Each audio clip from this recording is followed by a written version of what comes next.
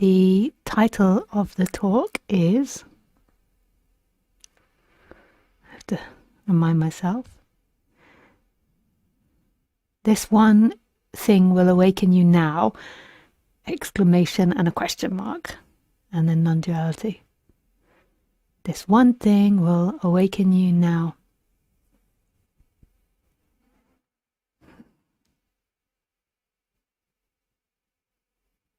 So with any of these statements, that this one thing that will awaken you now, there always has to be the questioning of who is this you that's going to awaken now. So there is phenomenal practices out there that can really chip away at the seeking games and can really loosen the character. But who is this you that is going to awaken now?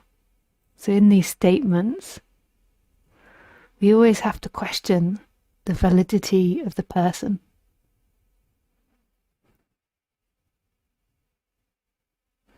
Who is this person? So this is our daydream as humans. This is what humans are lost in, is that they're constantly daydreaming about themselves. And waking up, seen from here, is the waking up out of a dream of yourself. So it's collapsing the dream of what you take yourself to be. So in that sentence, like, this will awaken you now, who is this you that will awaken? If awakening is about collapsing the dream, then there's nobody left to awaken. There is simply what is happening. And that is so mind-bending to the person that always dreams itself as somebody.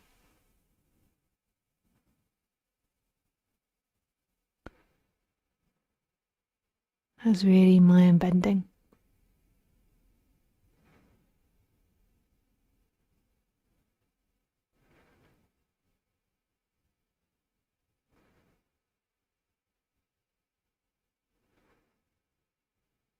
The mind can't work that out. Like, it can understand it, so it can hear teachers saying it, and it can get into like this mental conceptualization of it, where it understands that it doesn't exist. Not all the time, but there can be some form of understanding. But to really see this, to really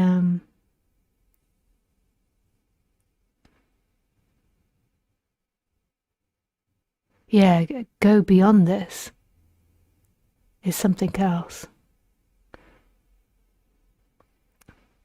So there can be the idea of nothingness, that there's nobody experiencing, but actually the reality of it is quite different from or very different from the understanding of it. So what it's saying is that in this moment, there is nobody here experiencing. There is not a somebody here experiencing. There is experiencing, but that experiencing doesn't belong to a body-mind. It doesn't belong to a story. It doesn't belong to a timeline and a you. It's just experiencing itself. And that experiencing, when the mind is lifted off it, that experiencing is unlimited, without any limits. Unbound.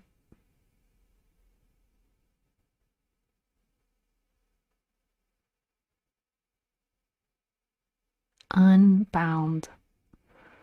That's really quite full on. So there is an unbound energy that is experiencing now, that is intimately you, but not anything that you believe yourself to be. So not an idea of nothing, not a story of somebody that is waking up, not a story of somebody that's understanding this. It's this immediacy going back to this emptiness that is experiencing now. And it's so empty, it is not separate from anything it's experiencing. So all things are empty. So the form and formless. So all forms are the formlessness, and the formlessness is the forms. This is what you are right now. Not a mental experience, but the experience that's happening prior to conceptualization.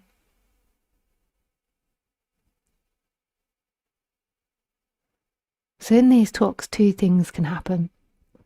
There can be a challenging of thoughts that are in the way.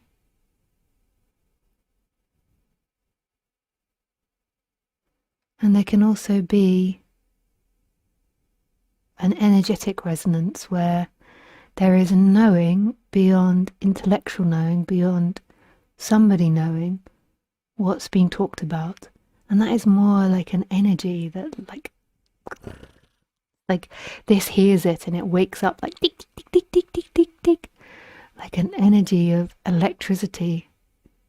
But nobody's electricity that knows what's being talked about. That this, what's happening, isn't separate, doesn't belong to you. So why on earth get involved in this subject? So maybe you're listening, you're like, okay, what is the point to this? So, I mean, there's two things that you could say. You could say, because there is no you, everything is happening spontaneously. So if you get involved in it or not, is a spontaneous happening.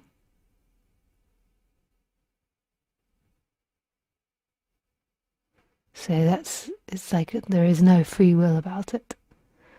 But then if we look in the apparent timeline and we seemingly put some form of sense onto this, you could say that this is the end of suffering. It really is the end of suffering. This isn't some mental understanding.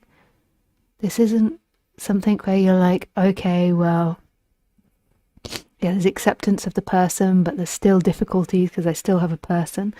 Yeah, there's still difficulties because you have a person, but it is something else that happens in the background where there is a movement to a peace that is beyond all human phenomena. And sometimes that peace kind of sounds a bit redundant because there's so much focus on embodiment in non-duality now, and there's so much focus on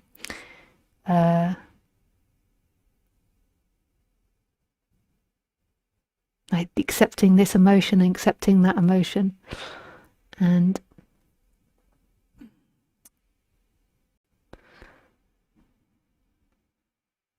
it's not the end of the human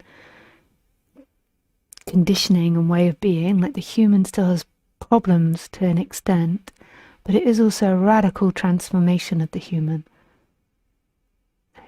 A massive letting go of lots of psychological suffering that comes with the belief of separation.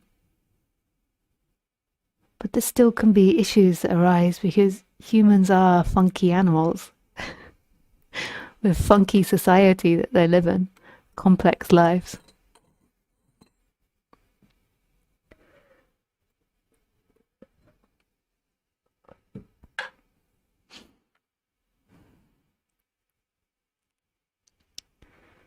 Yeah.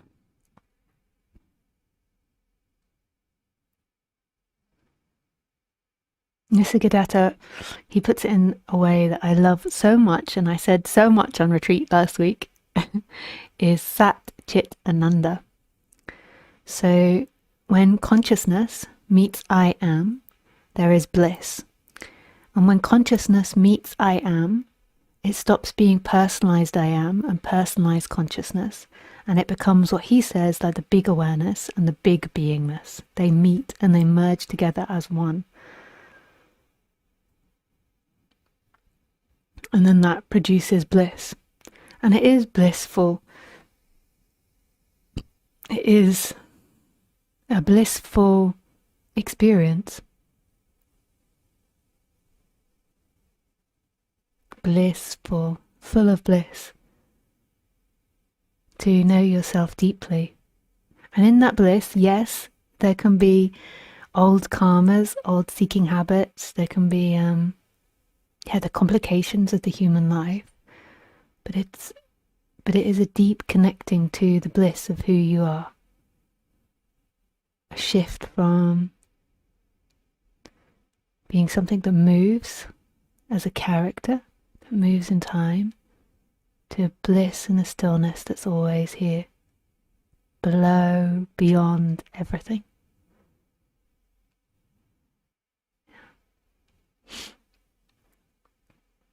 And I really like Nisargadatta's way of teaching it. Sat, Chit and Nanda.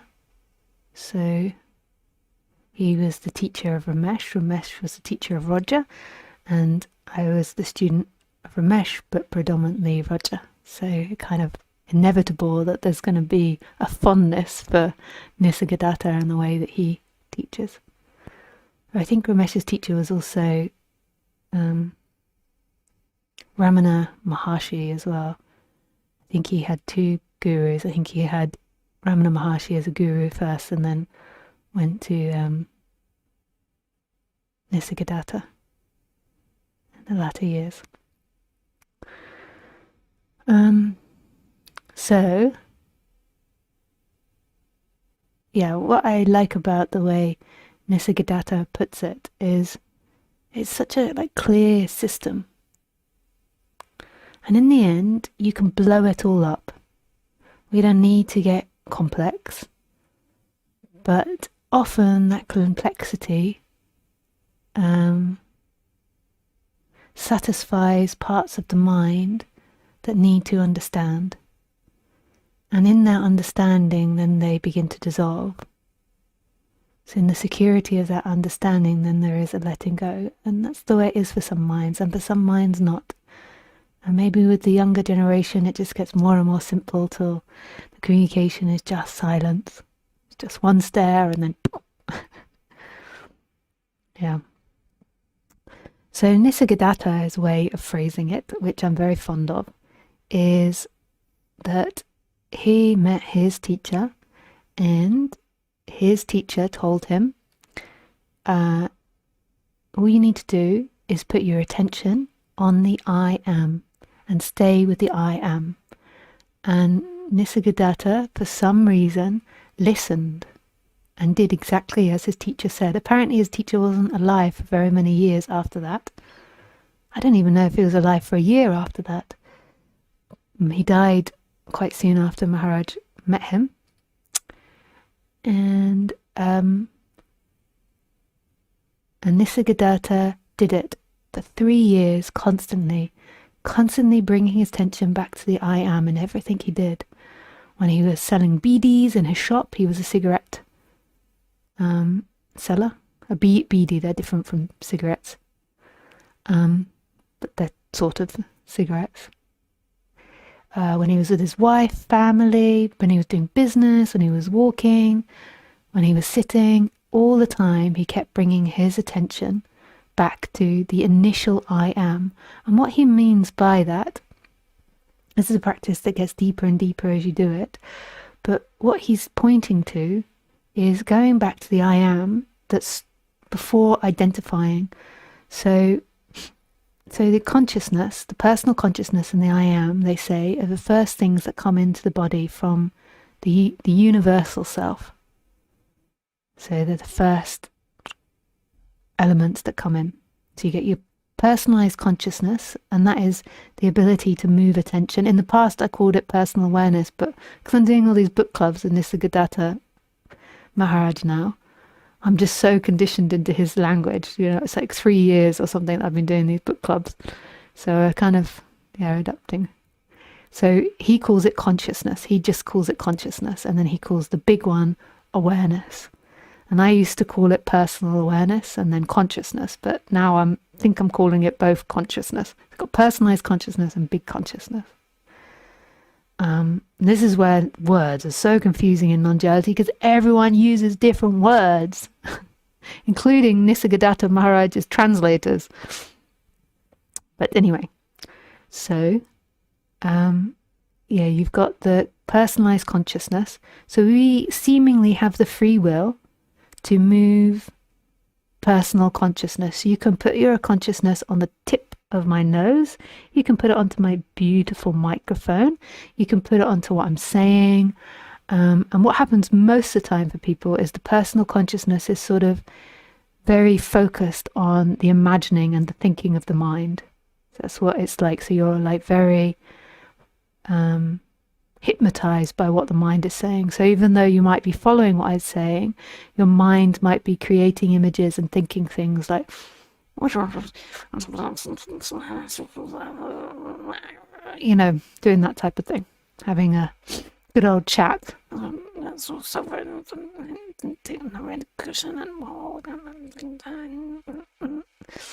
sort of thing. And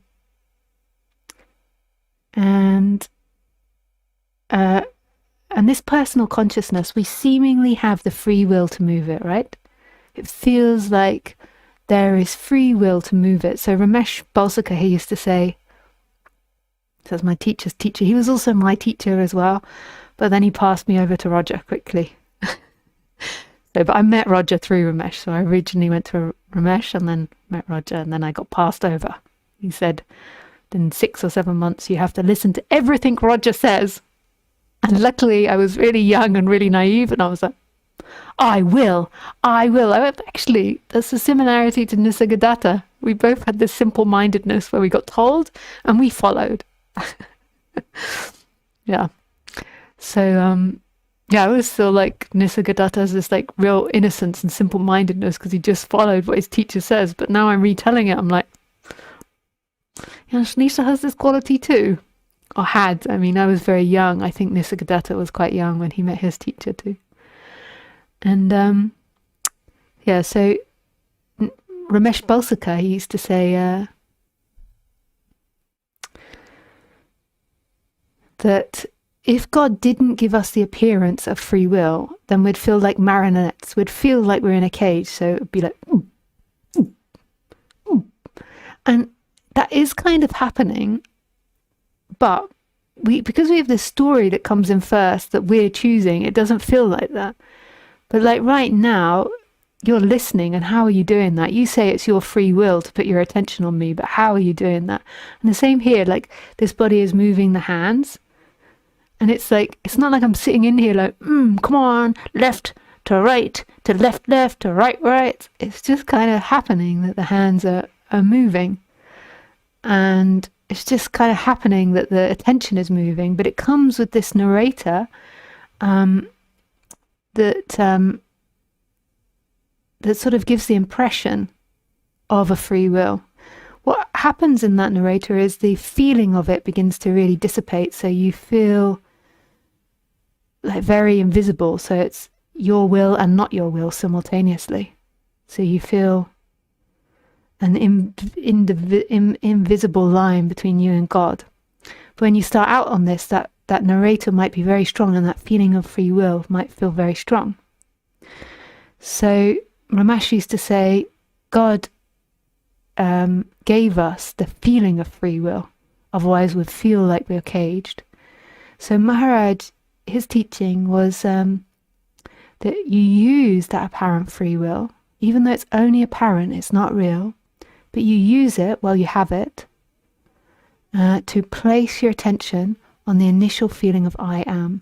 And that initial feeling of I am is the I am that is the first coming into life of beingness.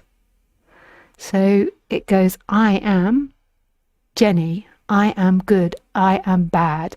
And you want to bypass the bad, good, Jenny, right, wrong, better than, and go back to the initial I am and sit the attention in the I am. I just want to say this teaching isn't for everyone. So if this isn't resonating for you, then just go to the energy of which I'm speaking from and like listen from that stillness energy.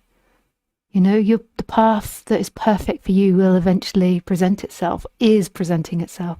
Even the realization that what I'm saying isn't fitting for you, that's part of your path. But if this is resonating, then let's go deeper into it. And I sing with joy with my gratitude towards Roger. Roger also used to suggest this as well. And he did it, and then he had this awakening after 3 weeks of doing it, where he detached from the body. And so when I'm speaking about it, I'm just feeling this like immense love for Ramesh, for Roger, for Nanda Mahima, for Nisargadatta Maharaj. This immense love of this energy that's speaking this, that's coming through and speaking this.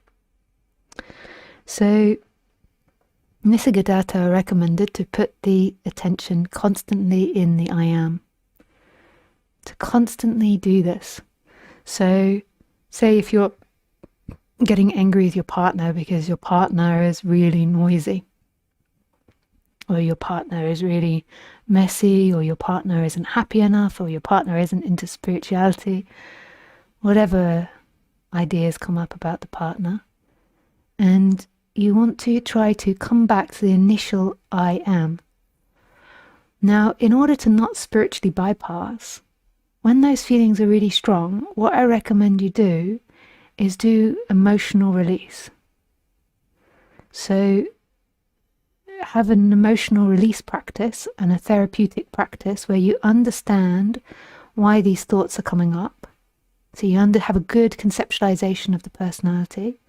And then you also have an emotional release system where when you have really strong feelings, like lots of hatred, say, towards your partner, like, and when it becomes really strong, so say you're burning with anger and hatred and it's coming from the solar plexus, there is an emotional release technique that helps shake it out of the body and get it out of the body. And I suggest that so that you go back and forwards between the two, and there isn't like a bypassing that happens. It kind of catches you if you're disassociating or bypassing or something. Then when they're not really strong, then you go back to the practice of I am. And you keep putting the attention into the I am. So if you're feeling anger towards your partner and it's not like a number 9, 8, it's lower than that, then you try to get to the I am prior to that. So the story is wanting to go on about like how annoying they are that they were noisy, or that they did this, or that they did that, and or you feel embarrassed or shameful in comparison to them. When that is happening, then you try to stay with the initial I am. And it might sometimes seem like it's a battle. You know, like the mind keeps wanting to go into thinking. This is why it's good to have your emotional release techniques and to be doing body work simultaneously, to do pranayama, to do somatic work, so you don't bypass or disassociate. And you're coming down to the I am, and it's not a thought of I am, but you might start with the thought of I am. You might start it as a chant, a feeling of I am. So the feeling is, I am so annoyed with them, and then you try to stay with the initial I am. I am. And if you don't know what the feeling of I am is, then you just go with the word I am. I am. So you just repeat that to yourself like a mantra. This is also a really great practice if you're in social situations and you're picking up on other people's energies. If you've had like big awakenings and shifts and you don't need to do this anymore, then redoing it, ironically, will help not take in so many energies. So you want to go I am and feel the outlines of the body. That's just if you've already had the awakening and you're really receptive, or you're half awakening and you're really receptive to other energies. If you're a really strong empath, that often happens on the awakening path. I am. And this I am, let me tell you, it is the greatest lover you will ever meet. It's so loving and juicy.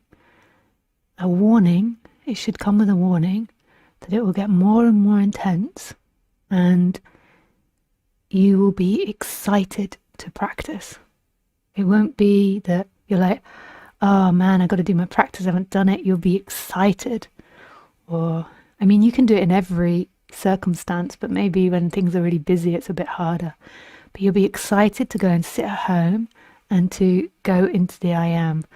I think in Nanda Mahima, she has like a funny saying where she's like, don't blame me if you find the internal world more and more interesting. That, yeah, your external life, like, yeah, becomes less interesting to you. I've forgotten her saying. It's a sweet little saying. Yeah.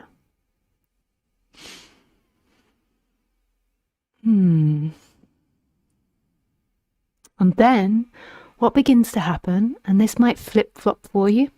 Flip, you flop, a flip, flip, flip, flop, flop.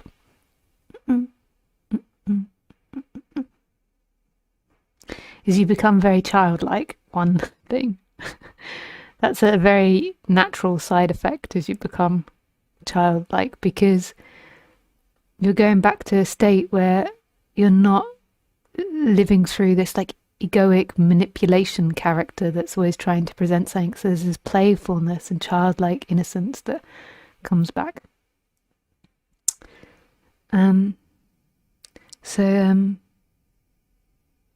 What was I talking about?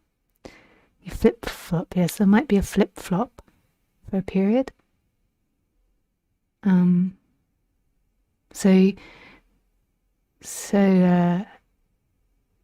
Yeah, this might come and go, this part. I think this is what I was talking about. And what happens is that, so Satchitananda, so when you do the practice of putting consciousness, the personal consciousness, on the feeling of I am, these two begin to fall in love. So that's what I meant, like you'll begin to really want to do it, like consciousness meeting the I am. It's like, ooh, they become really juicy and loving and blissful. So it becomes more this urge to want to do it more. And as they fall in love, like any great lovers, they begin to lose their boundary. So the consciousness cannot maintain being consciousness, and the I am cannot maintain being the I am. They begin to dissolve into each other and lose all their boundary. And this is the perfect expression of lovers. You could say the consciousness is the masculine, the emptiness, and the feminine is the life, the everything. The I am is the life, everything. And they fall in love and they come back together and lose their boundaries. And when they lose their boundaries, they go through these, I don't know how to say it, these parent stages where the personalized consciousness goes to impersonal consciousness, and the I am goes to impersonal beingness, and then they melt into each other and they're indivisible. You cannot divide the boundary. So then it becomes this no-thingness and everythingness experiencing itself. And then this is the bliss, Sat Chit Ananda. This is the bliss. I think that's so beautiful. It's such a perfect teaching. It's not my teaching. This comes from many, many, many, many, many amazing teachers that have come before, which is the one, and it's never come from the past. It's always speaking now.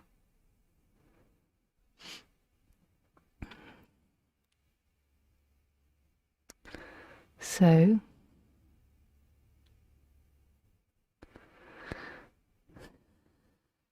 yeah, can ask some questions.